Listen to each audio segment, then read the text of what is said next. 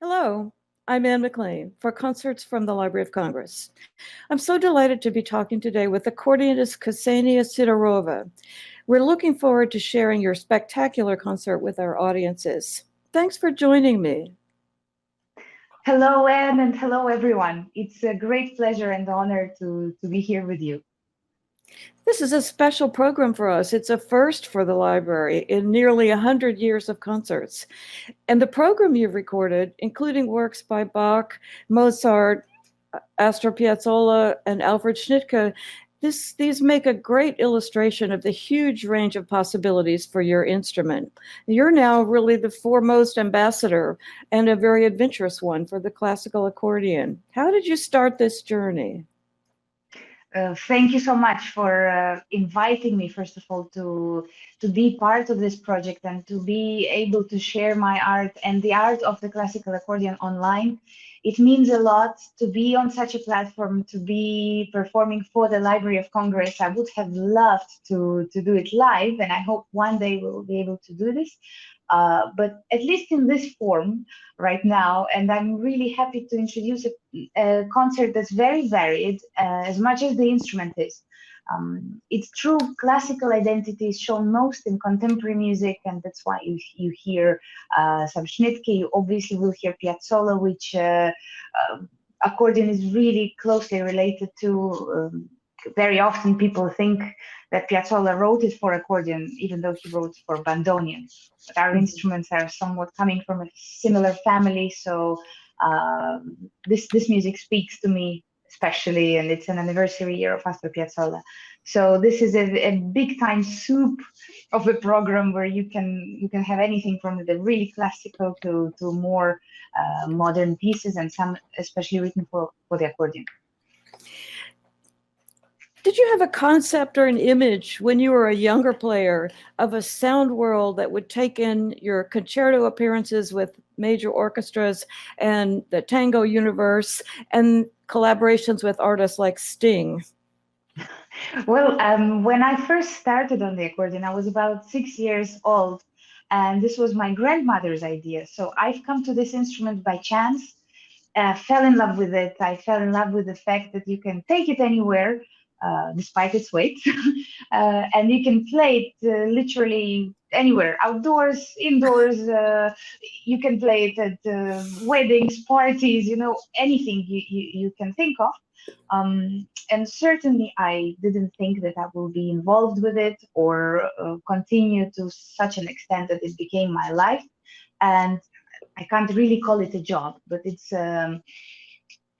become my calling. Accordion is a part of me, and I definitely feel that without it, life is just not the same. So I'm really happy that I made this decision around 12 years of age, when the time came for my parents to buy a professional instrument, which cost a lot, and I understood that they have to possibly sacrifice a lot of things in order to buy such an expensive instrument. But I already felt that this is something I want to be studying, and I definitely wanted to go to a university or music conservatoire, more to say. So I was very happy when my dream came true, and I started studying at actually at one of the world's most prestigious conservatories, at the Royal Academy of Music in London. As a side question, I wanted to ask you too how it is that Latvia has nurtured so many great musicians. When we presented the Latvian radio choir a couple of years ago, I learned from them that Latvians sing from birth, really. That's what they told me, that music is like breathing for you. Absolutely. Especially vocal music. We are big on choirs, and we have one of the biggest song festivals in the world, where hundreds of thousands people choir join all at the end and sing all together. It's a Wow. spectacular event, which I hope will continue its existence after such time as we are living now, when people can't be next to each other, certainly not sing, or at least without a mask. So this Yeah. is a huge thing for all of us. And I've actually, a couple of days ago, I recorded the premiere of a new concerto for classical accordion with the Latvian National Symphony Orchestra, where at the very end the whole orchestra comes in together humming a melody. Oh, So it's so normal. wonderful. It's definitely part of us from birth. That's wonderful. Your program really reflects the history of the accordion and especially the importance of the Russian tradition. Thinking about how the accordion is in the spotlight now, thanks to you and many colleagues that you're so close with around the world. It's a huge community, I know. It would be interesting to hear you talk about the evolution of the instrument a little bit, the modern capabilities. Sure, it's a really fascinating instrument which speaks to many new composers. And this is something that opens new doors for us, having original repertoire for classical accordion. It's a fairly new instrument on the classical stage. And even though it seems like we all knew it for centuries and it's always there and always someone you know is connected to it, someone's grandmother, someone's uncle has it in their closet.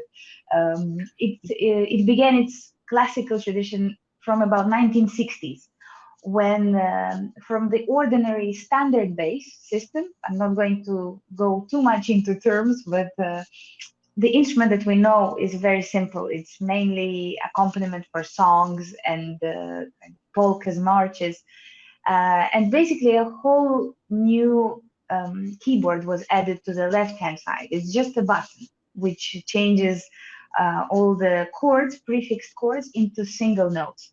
And this makes our instrument a fully polyphonic one, basically like having two keyboards, which are like two manuals of the organ, just vertical.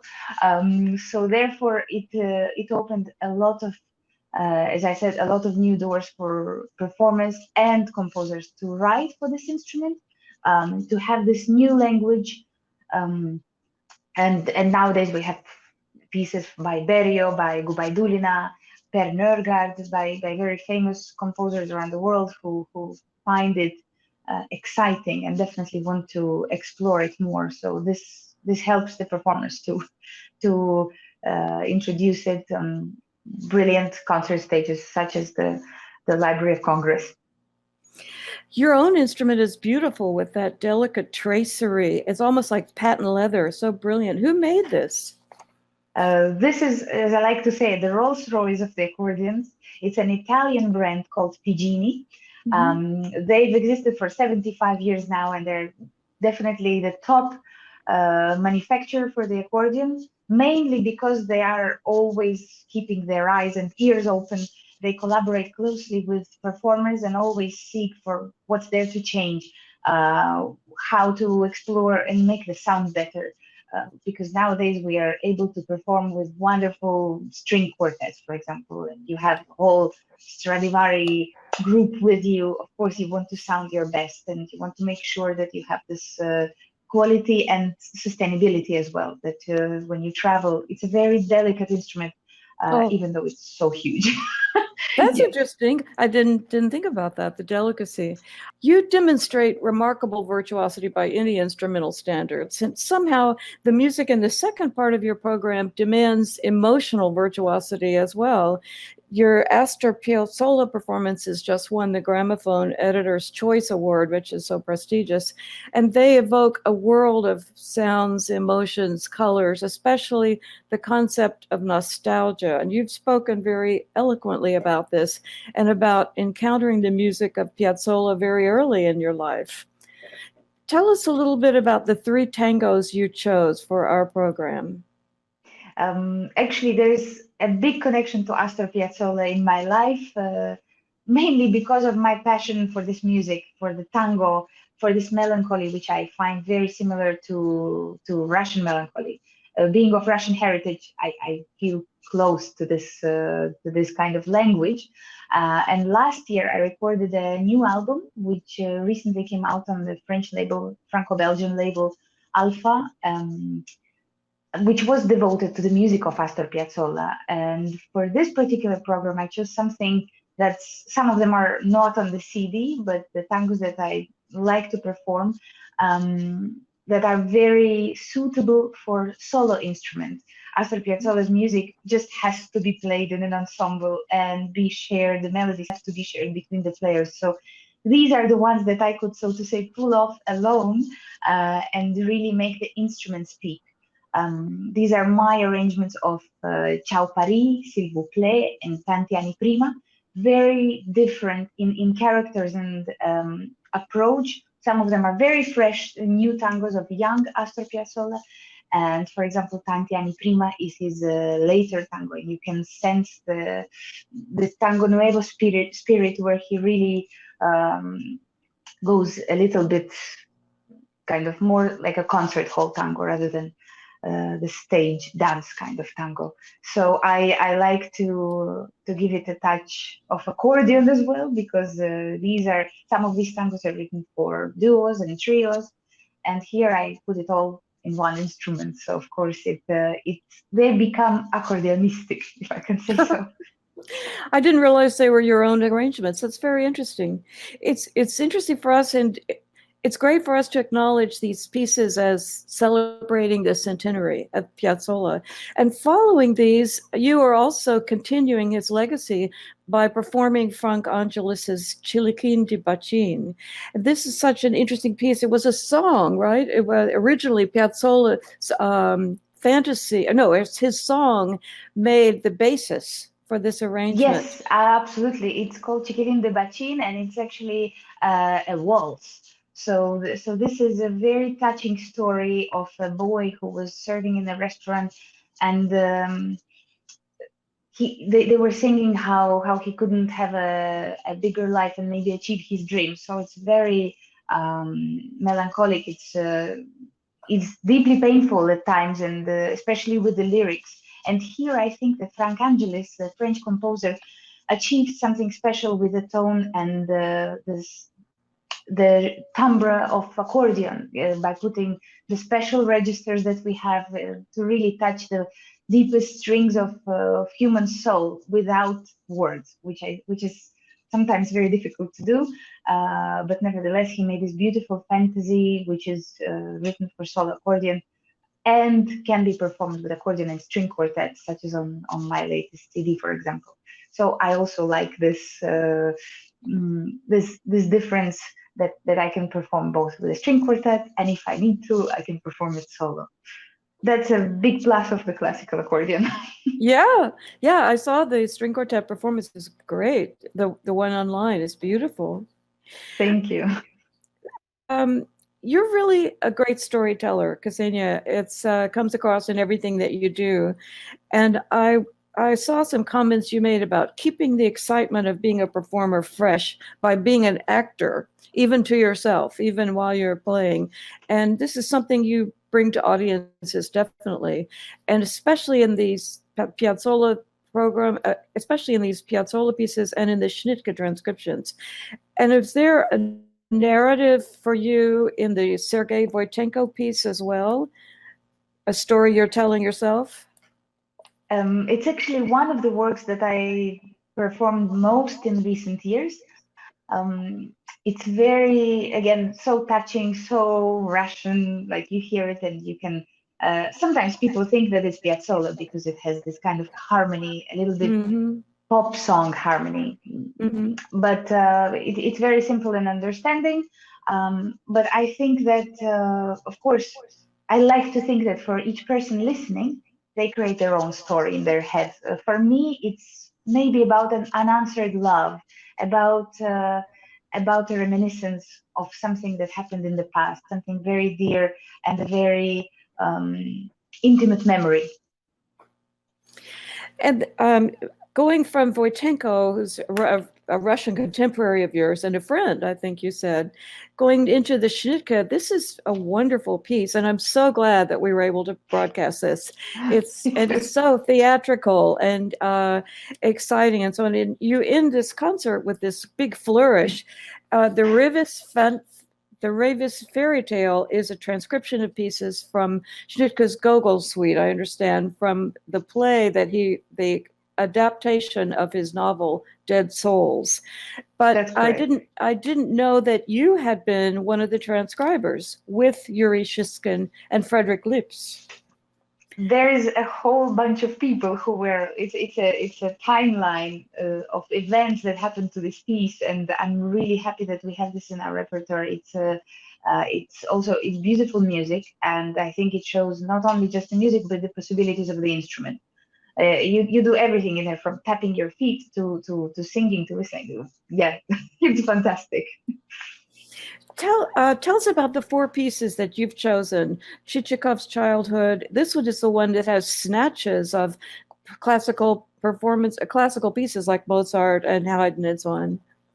Yes, definitely. Be prepared to listen to this potpourri of Tchaikovsky, Mozart, and Haydn in a span of 2 minutes.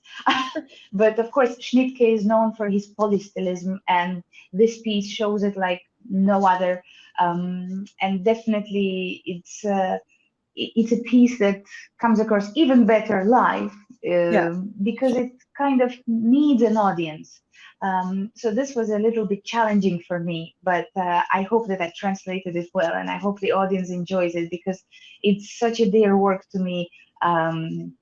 It's something that I can wake me up at 3 a.m. I will play to because I really, really love this work. It's super joyful, sarcastic, and I like how he references actually Gogol, how his characters remind us of ourselves, and definitely the traces of the character, the human character, translate into music, and it's definitely a task for any musician because it's constantly changing. It's very you have to be alert all the time in this piece of music.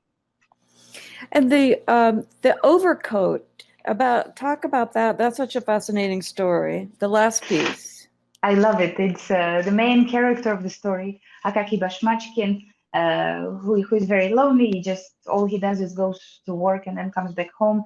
He was very, very stingy, so to say. He was earning his money, never spending it. One day he notices that his overcoat is so old that it started having holes all over it. So he thinks to buy himself a new one, but still he thinks he has not enough of money, so he doesn't switch on the light, walks on his toes almost, not to spoil the soles of the shoes. Uh, Eventually, he buys himself an overcoat, and on the first night coming back from work, the robbers steal it, so he's very sorry about it, and eventually he falls ill and dies. So it's a tragic, comic, and a very sarcastic story, which I believe shows very well in this polka that Schnittke wrote, and the very Russian character as well, from super light to very heavy with a lot of bass. Yes, this piece definitely speaks to me. It's wonderful. The whole piece is like it's has elements of the circus. It was a ballet. Sketches was made out of this music later. Schnittke's work sketches was made out of this later, and just everything about it is so charming. So thank you for choosing this. It's a great way to end the program. And I just wanted to ask you quickly, what's your next project? This Piazzolla Reflections album has been so successful. It's just a gorgeous CD. And I wonder what's coming next for you. I'm still very excited about it, and I know that nowadays everything moves so fast. All the Yes. news travel to us so fast with the us having the internet, being able to reply to the States in a second and the same time receive an answer. But I'm still enjoying my album and the fact that hopefully very soon I'll be able to travel with my dear friends that I recorded it with and continue playing concerts, of course. I can tell you about the two really exciting upcoming ones, which is the Bastille Day concert, the Paris concert, which will happen in July, where I will also play some pieces from my album, and the last night of the proms in London. So I'm very excited about these Wonderful. two. Thank you. And it's definitely been a long-awaited time, right? When we can connect to our audiences, even if they will be small at first. And I really hope that we can come back sensibly with our cool head and take on board all we learned in this time and appreciate the new moments that are to come. Thank you so much. This is wonderful to Thank talk you. with you in person after our many exchanges, and we're Absolutely. looking so much forward. Thank you, Ksenia Sidorova. Thank you so much.